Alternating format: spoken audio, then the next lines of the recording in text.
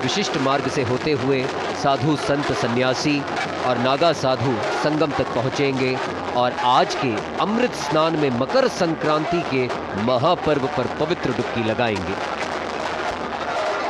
और जैसे कि आप सब स्क्रीन पर देख सकते हैं, ये महाकुंभ का दृश्य है। महाकुंभ का हर दिन नई ऊर्जा और उत्साह के साथ भरा होता है।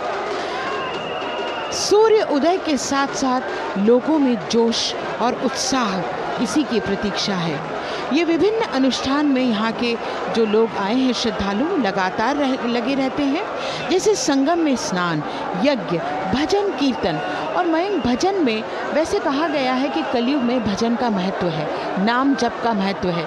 दो ही चीज़ों का महत्व है कलयुग में, वो है दान, भजन और नाम कीर्तन। देखिए साधु बाबा, साधु संत हमारे बीच आ रहे हैं और ये छोटे छोटे नन्हे नन्हे बच्चे, आप बताइए, इनमें संस्कारों का बीजारोपण हो रहा है। ये आज ये दृश्य देख करके आने वाले समय में ये हमारे कर्णधार हैं और ये सीख रहे हैं।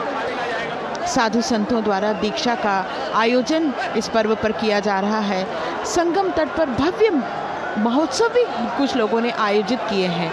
ये सब मिलकर ये एक जादुई सा माहौल बन रहा है, जहाँ लोग एक साथ मिलकर अदृश्य डोर में बंध कर आनंद का अनुभव कर रहे हैं।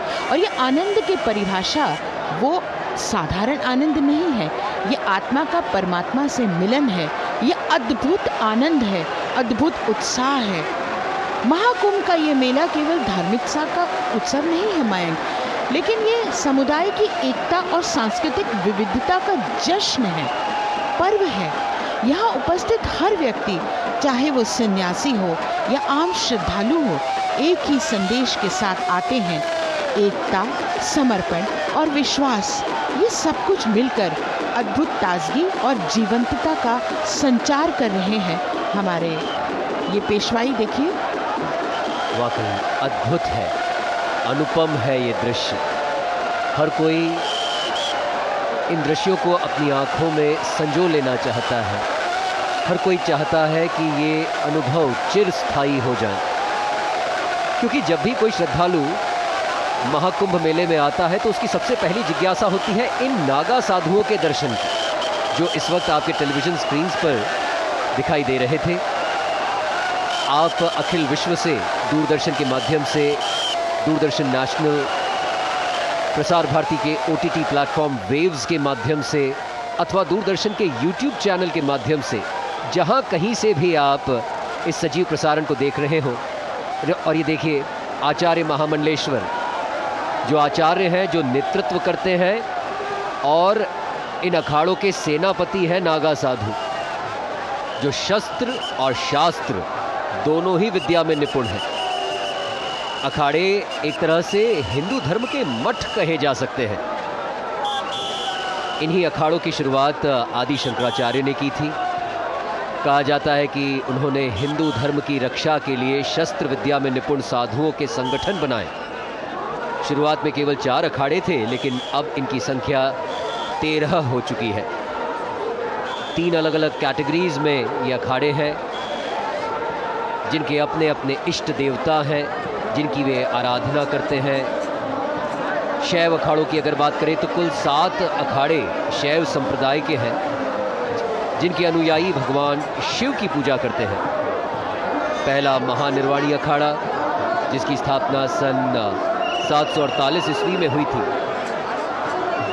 महानिर्वाणी अखाड़े के इष्ट देव कपिल मुनि हैं और इस अखाड़े का मुख्यालय प्रयागराज में है। ये देखिए साधुओं का, महामंडलेश्वरों का, महंतों का, श्री महंतों का पूरा ये जुलूस, ये प्रवेशाई शाही ठाट बाट के साथ। आगे बैंड बाजे बज रहे हैं तो अलग अलग वाद्य यंत्रों की वाद्य धुन गुंजायमान है। और इसी के बीच आचार्यों के द्वारा अपने अनुयायियों और अपने भक्तों के साथ पवित्र डुबकी लगाने हेतु संगम तट की ओर प्रवेश किया जा रहा है। कहीं शंख ध्वनि सुनाई दे रही है, ये भगवा ध्वज पताकाएं।